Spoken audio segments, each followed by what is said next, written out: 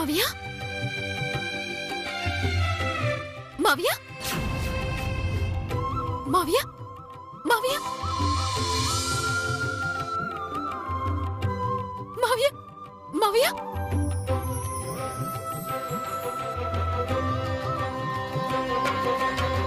అత్తయ్య బావా గోవిందు అందరూ త్వరగా రండి. మావయ్య ఏంటింత హడావిడి చేస్తుంది? వాళ్ళందరినీ ఎందుకు పిలుస్తుంది ఇది? మావయ్య గోవిందు ఏమైంది పద్మావతి? గోవిందు మావయ్య గారు వేళ్లు కదిలిస్తున్నారు. అవునా, ఏమైంది?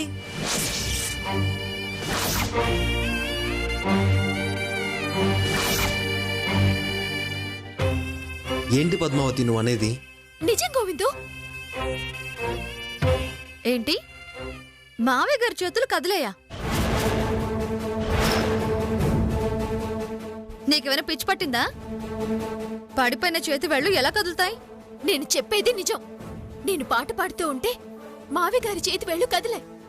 నేను చెప్పేది నిజం బావా. ఏంటి పద్మావతి? అత్తయ్య మావయ్య చేతి వేళ్లు కదిలించారు. ఏంటి నువ్వనేది?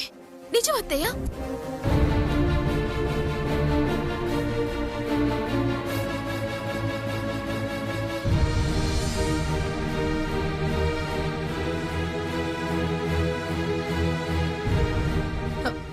ఏమండి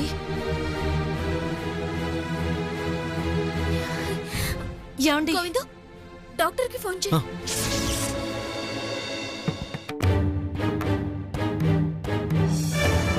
ఏమండి ఏమండి ఒక్కసారి కదిలించండి. ఈ ముసలోల్లో కదలికొస్తే నా పని కథం. కోరుకున్న గోవిందుతో పెళ్లి జరగదు. లేవకూడదు. ఈ ముసలోడు కోలుకోకూడదు. కోలుకొనివ్వకూడదు. ఏం చేయాలి?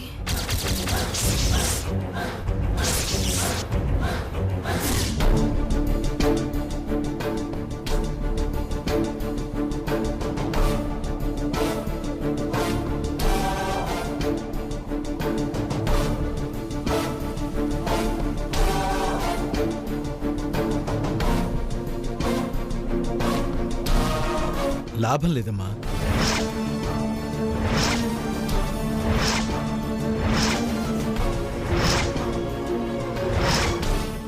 ఇప్పట్లో ఈయనలో ఏ మార్పు వచ్చేలా లేదు. ఇందాక నేను పాట పాడినప్పుడు వేళ్లు కదిలించారు. అలా నువ్వు భ్రమపడ్డావేమో. పాటకి రాళ్లు కరగడం అన్నట్టు వారి వేళ్లు కదలకపోయినా నీకు నువ్వే గొప్ప విద్వాంసురాలివని ఫీల్ అయ్యావేమో. నీ పాటకు అంకుల్ తాళం వేస్తున్నట్టు ఫీల్ అయ్యావేమో. నువ్వు నోరు మూసుకుంటే మేము హ్యాపీగా ఫీల్ అవుతాం. డాక్టర్ గారు జాగ్రత్తగా పరిశీలించండి. వేళ్లు కదపటం నిజం. నిన్న కళ్ళారా చూశాను. కావచ్చమ్మా, నీ మాటల్లో నిజం ఉండొచ్చు. పాటలు దేన్నైనా కదిలిస్తాయంటారు. అంతేకాదు, పాటకు రాళ్లు కరుగుతాయి, వర్షాలు కురుస్తాయి, అగ్ని వెలుగుతుంది, దోషాలు రోగాలు తగ్గుతాయి. మీరు సంగీత విద్వాంసులు కాబట్టి రాళ్లల్లో చలనం కలుగుతుంది, కానీ ఒకేసారి అసలు స్థితికి రాలేకపోవచ్చు. ఒక మాట మాత్రం నిజం, వీరు పాటకు స్పందించారు. మందుల కన్నా మానసిక స్థితి రోగాన్ని తగ్గిస్తుందంటారు. పాట కదిలించింది కాబట్టి ఎప్పటికైనా వీరు కోలుకోవచ్చు.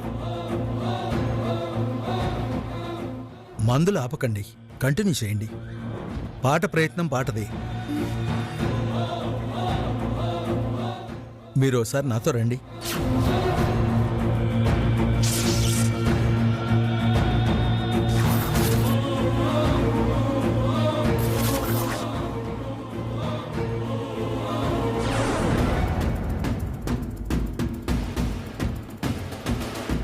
ఏమిటి సార్? ఏమీ లేదు శ్రీనివాస్ గారు, మీరేమీ దిగులు పడాల్సిన అవసరం లేదు. మీ నాన్న త్వరలోనే మామూలు మనిషి అవుతారు. అమ్మా, నువ్వు ఎంత పాట ద్వారా ప్రయత్నించగలిగితే అంత ప్రయోజనం కలుగుతుంది.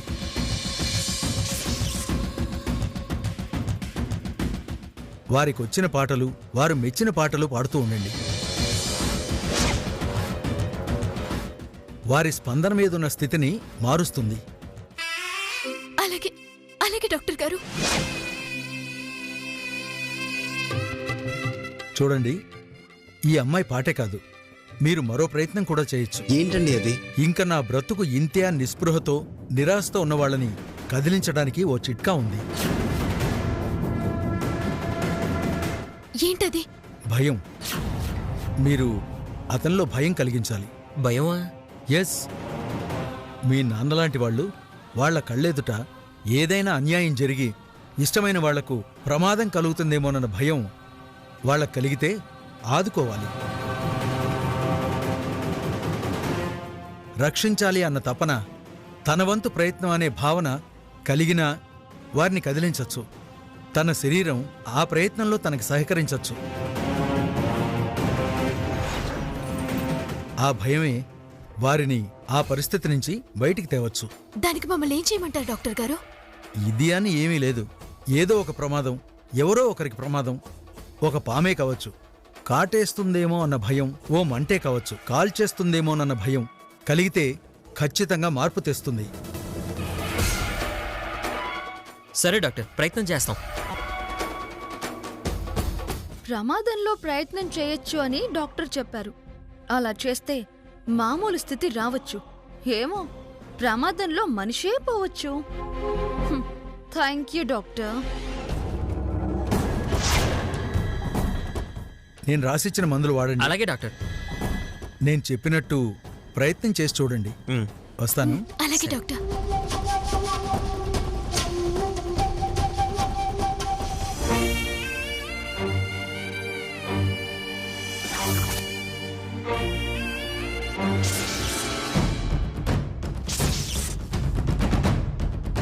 ఓహో, ప్రమాదమా? మీకంత ఈజీగా నేను మాట రానిస్తానా?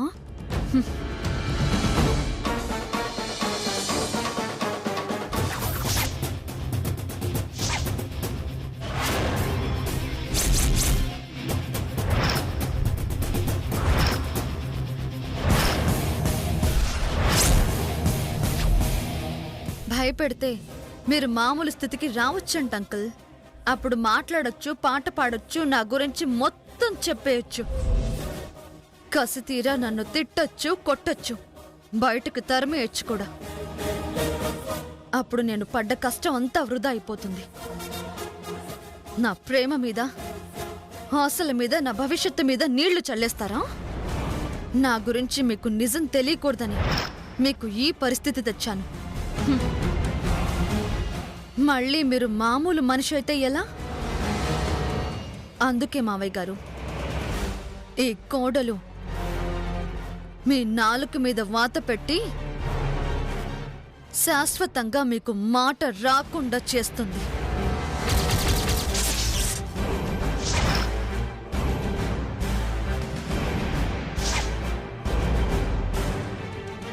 మావయ్య గారు, వస్తున్నాను. అద్భుతమైన సీన్ మీకు చూపిస్తాను.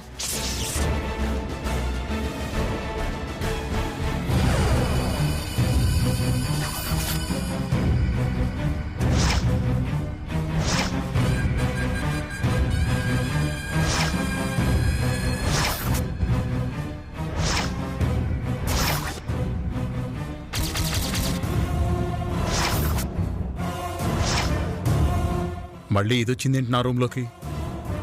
ఇప్పుడు ఏం చేయబోతోంది? మావయ్య గారు, అలా పిలిచానని కోపమా? సర్లేండి అంకుల్, పద్మావతి టాబ్లెట్ ఇచ్చింది. నోరు తెరిస్తే సంగీత సొరంగంలో వేసి అన్ని నీళ్లు తాగిచ్చి వెళ్తాను. నోరు తెరవండి. తెరవండి. తెరుస్తారా లేక మీ కుటుంబాన్ని కూడా మీ పరిస్థితికి తీసుకురమ్మంటారా?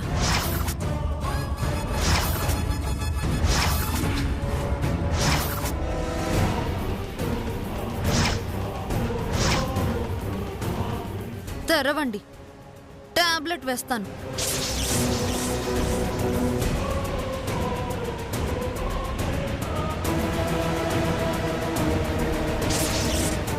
Very good. ఇదిగోండి టాబ్లెట్.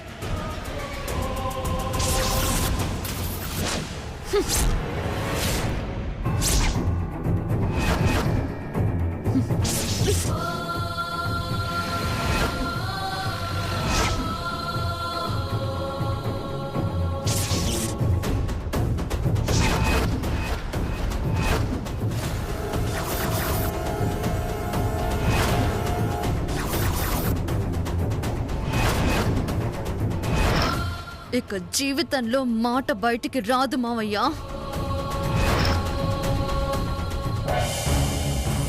ఎస్,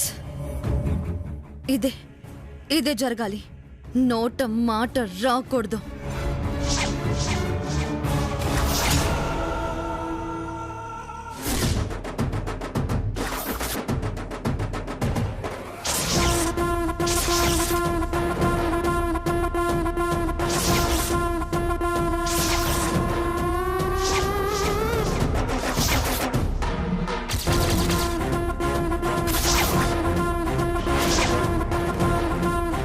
అంకుల్, పద్మావతి నన్ను టాబ్లెట్ వేయమని పంపింది. ఒకసారి నోరు తెరవండి, వేస్తాను. అదేంటి, మాత్రలు మింగకపోతే మాటలు ఎలా వస్తాయి?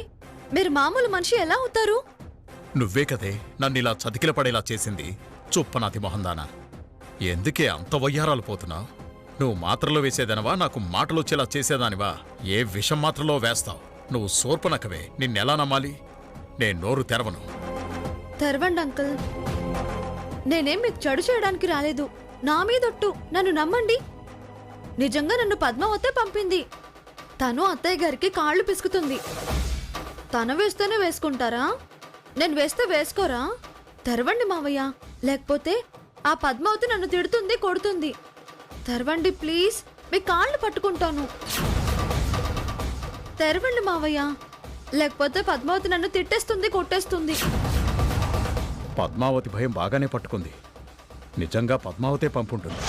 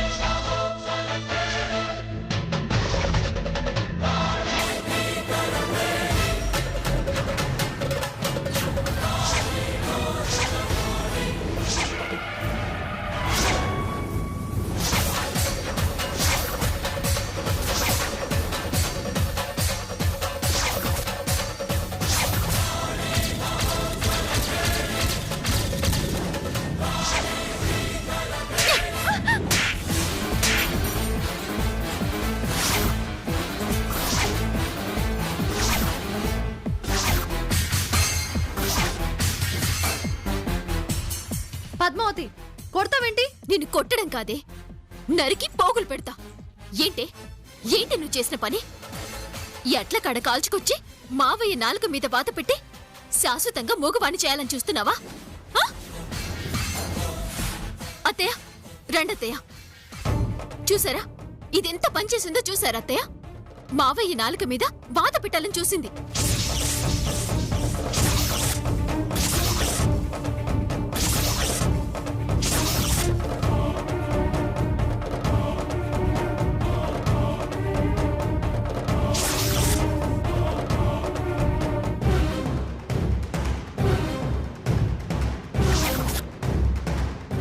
ఏంటి దామిని, ఏంటిదంతా? ఆయన నాలుగు కాల్చాలని ఎందుకు చూస్తున్నావు?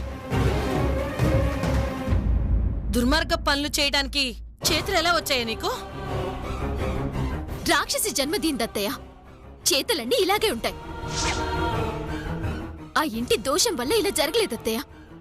ఇలాంటి వాళ్ళు ఇంట్లో అడుగు పెట్టడం వల్లే ఇవన్నీ జరుగుతున్నాయి. ముందు దీన్ని బయటికి పంపించేయండి. ఇదేంటి ఇలా బెడ్స్ కొట్టింది? ఇప్పుడు ఎలా?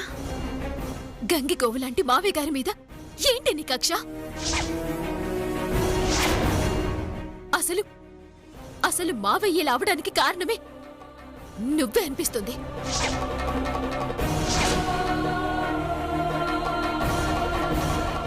నువ్వు పాదం మోపిన దగ్గర నుంచేనే మా రెండు కుటుంబాల మధ్య కలహాలొచ్చాయి. అన్నిటికీ కారణం ఇదే అత్తయ్య. ఏమిటిదామని? ఏమిటిదంతా? మా నాన్నగారి మీద ఎందుకంత కోపం? ఆయన నాలుగు కాల్చాలని చూడడం ఏమిటి? దుర్మార్గపు పనులకి కారణాలేముంటాయి? బుద్ధే ముదరష్ట బుద్ధి. ఆపుతారా?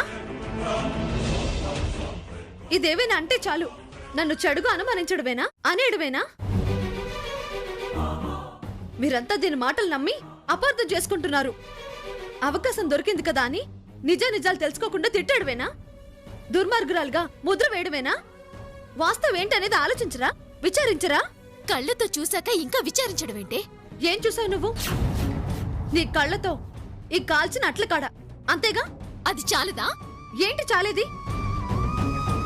ఇది ఎందుకు కాల్చానో, ఎందుకు తెచ్చానో, మావయ్య గారి నాలుక మీద ఎందుకు పెట్టాలని చూశానో నీకు తెలుసా? ఎందుకలా చేయాలని చూసావు? ఇలా రండి చెప్తాను. ఇక్కడే చెప్పొచ్చుగా. మీరు నిజం తెలుసుకోవాలనుకుంటున్నారు కదా, రండి.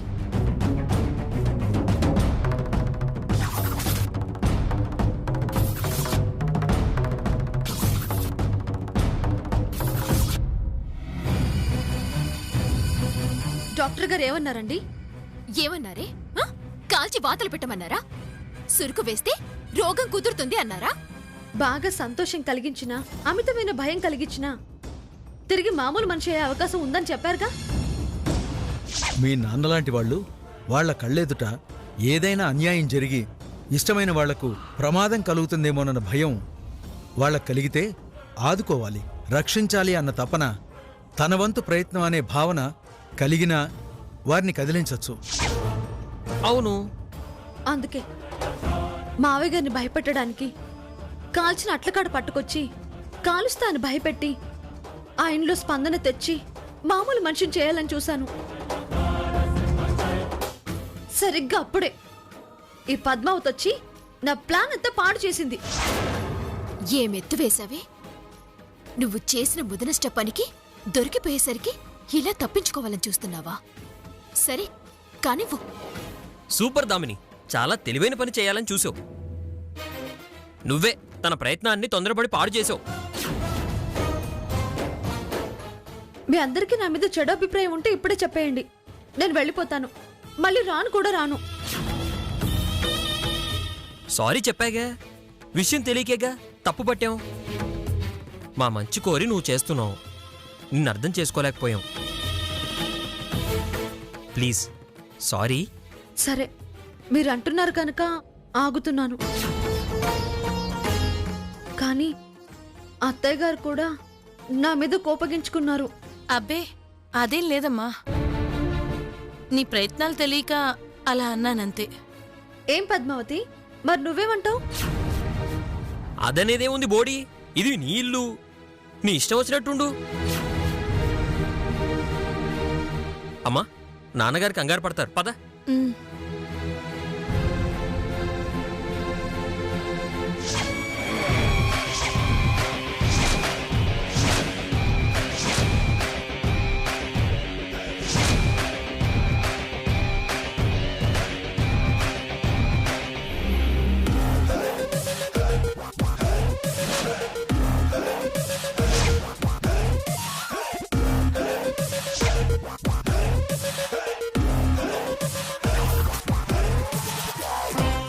ఆగు.